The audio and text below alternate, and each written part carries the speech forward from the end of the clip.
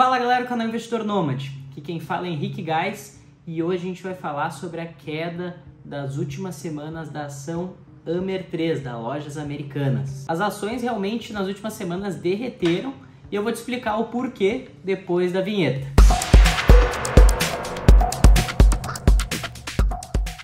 Antes de começar o vídeo, não se esquece de se inscrever no canal, deixar o like e também ativar o sininho, as notificações, porque hoje a gente está trazendo vídeos toda segunda, quarta e sexta às 19 horas. Então, para não ficar de fora, ativa as notificações. As ações das Americanas tiveram uma queda de próxima a 20% aí nessas últimas semanas, justamente porque tiveram uma invasão hacker dentro do sistema. Inclusive, até teve concorrente, a Casas Bahia, fazendo uma piada. E aí, caiu aí?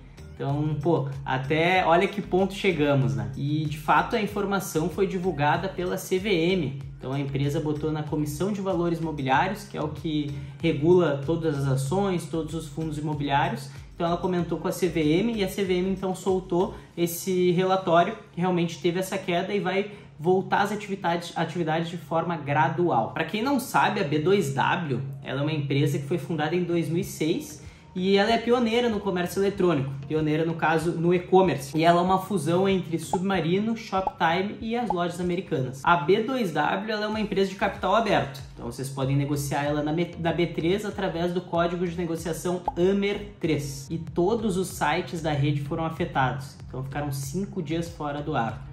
E a B2W teve uma queda no valor das ações próximo a 3,5 bi. Então o valor de mercado que ela perdeu foi 3,5 bi. E dentro desses 5 dias também o nível de faturamento foi 250 milhões também que ela perdeu. Um grupo hacker já reivindicou o ataque, mas a empresa óbvio que não confirmou, para também não trazer pânico mais para os acionistas e de fato ela ir voltando às atividades ao longo do tempo sem trazer mais pânico. Mas o importante, pessoal, é a gente entender o que isso afeta, o que esse ataque hacker afeta realmente a empresa. E nômades, agora cabe a nós ver se faz sentido, se tu já tem ela em carteira, se faz sentido manter, se faz sentido vender a ação, se a gente não tem em carteira, pô, se faz sentido comprar uma oportunidade, ou se realmente não é só uma queda, mas é uma ação que não faz sentido para o longo prazo. Lembrando, claro, que isso não é uma recomendação de compra, a gente faz sempre em caráter educativo, mas para trazer o que a gente enxerga e realmente nutrir mais informação para os nossos nômades. Então, realmente não é nada para você comprar, vender por minha análise, faça a sua análise e veja se faz sentido para você. Mas realmente para nós, aqui do canal, a gente vê que ela vai sofrer ainda muito nesse médio e curto prazo. Primeiro, pela taxa de juros alta, pela inflação, que também afeta bastante a empresa, e principalmente por ela ter bastante concorrência nessa questão do e-commerce. Então, enquanto a B2W tiver essa mancha aí com essa questão do ataque hacker, ela vai continuar perdendo valor nesse curto prazo. E quando se fala de longo prazo, a empresa nas últimas semanas teve uma desvalorização de 20% das ações. E ela realmente é uma grande dentro do setor de e-commerce. Ou seja, pode ser uma grande oportunidade. O próprio banco BTG Pactual, ele tinha preço-alvo de R$ 45 na Amer 3. Então, se a gente for olhar o preço que está agora, é um upside bem alto. Então, ele, depois do ataque hacker, também manteve essa projeção de R$ 45. Então, é um ponto que a gente olha, pô, um grande banco está dando um call de compra para a empresa. Já a XP fez uma análise um pouco mais criteriosa e viu que é bem negativa essa questão de invasão hacker, porque hoje 60% de da receita inteira da empresa é através do online. Então, pô, 60% online, teve uma invasão hacker, perdeu muito mercado nesse curto prazo. Então a XP ainda mantém a recomendação neutra e o preço-alvo dela é R$ 40. Então, pessoal, agora eu vou trazer sites que eu olho para analisar a empresa. Um deles é o Status Invest, já estou compartilhando a tela aqui com vocês. Então, basicamente, a empresa está com valor atual, na gravação do vídeo hoje, de R$ 30,09, uma desvalorização nos últimos 12 meses de 53%. Então, uma desvalorização bem forte, a empresa caiu bastante. Antes disso, também queria comentar com vocês que ela trocou de nome. Ela é a antiga B2W, que até peguei também a notícia para vocês. Trocou o nome e o código a partir da segunda-feira faz um ano, foi em julho de 2021. Então, a empresa trocou o nome. Mas vamos lá, vamos trazer a questão dos números da empresa. Basicamente, eu não gosto muito de olhar para a PL em questão das empresas de tecnologia. Ela é uma empresa, querendo ou não, de tecnologia, ela foca muito no e-commerce. Eu gosto bastante de olhar as margens, querendo ou não, a margem ela é bem espremida, porque o setor compete muito por preços. Eu gosto de olhar o CAGR de receitas. E o que é isso dos últimos 5 anos? O que é isso? É o crescimento anual composto, a taxa de crescimento anual composta. Basicamente, nos últimos 5 anos, a média é 20%. É uma receita bem agressiva, crescendo bem agressiva. Porém, não adianta nada ter uma receita grande e não ter resultado lá no final. E é isso que a gente olha. Também caindo um pouquinho aqui para baixo, a gente vai para a DRE da empresa. Eu gosto de olhar ano após ano. Aqui, tirando os custos, lucro líquido. Lucro líquido, se for olhar desde 2011, ela só deu prejuízo. Só prejuízo. Aí 2021 ela deu um lucro. E o porquê disso?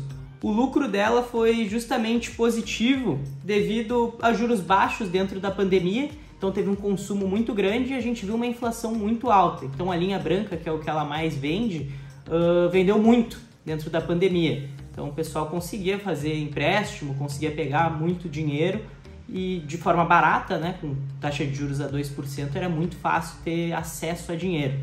Então o pessoal comprou muito, então a empresa foi muito bem, Magazine Luiza foi muito bem, Via Varejo também foi muito bem. Porém, isso no longo prazo não foi muito bom para a empresa. A empresa no longo prazo não dá muito lucro. Então a gente tem que estar olhando isso com cuidado. A receita dela também não é muito escadinha que eu chamo é todos os anos e crescendo de forma gradual. Ela vai de acordo com a taxa de juros. Se a gente for olhar 2015, a taxa de juros deu uma baixada, então ela deu uma recuperada melhor, depois ela subiu e agora baixou de novo, em 2021 ela foi muito bem. Então esse ponto que eu queria trazer para vocês. Outra coisa que eu queria trazer também é que ela é a pioneira em questão de e-commerce. E pegando a comparação entre as 3 maiores, que é Amer 3, Via Varejo e Magazine Luiza, o que a gente pode ver é que olhando dados de PL, de PVP, de EV/EBITDA, a B2W é a mais descontada dentre as 3. E justamente é a mais descontada porque também é a que menos dá resultado. Então o mercado é muito eficiente nesse quesito. Então não adianta nada ter um desconto muito grande, mas não dá resultado, né? Hoje o que é legal também é que ela, querendo ou não, tem uma margem líquida acima das outras, 2,4%, é bem baixa. A Magazine Luiza é 2% e a Via Varejo quase nada, quase zero.